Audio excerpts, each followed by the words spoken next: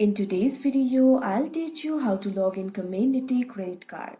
First of all, launch open any browser of your choice. You can see over here I've opened Google Chrome. Now click on the search bar and type in d.comenity.net/ec/community card. Press enter. Now once you do that, you'll be led to the official website of Comenity. You'll be able to find various options over here. So if you want to sign in to your account, it is actually very simple. Right over here, you'll be able to find the option for sign in. Click on it.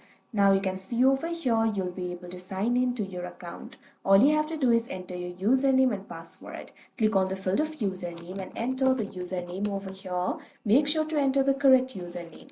Now enter the password. If you have forgotten your username or password, click on this option, forget username or password, and you'll be able to recover them. Now after you enter the credentials, if you want this browser to remember you, check on this box, remember me. Now after that, click on this option, sign in, and you'll be logged into your account. So that is how you log in Comenity credit card. I hope you found this video helpful. Thank you for watching.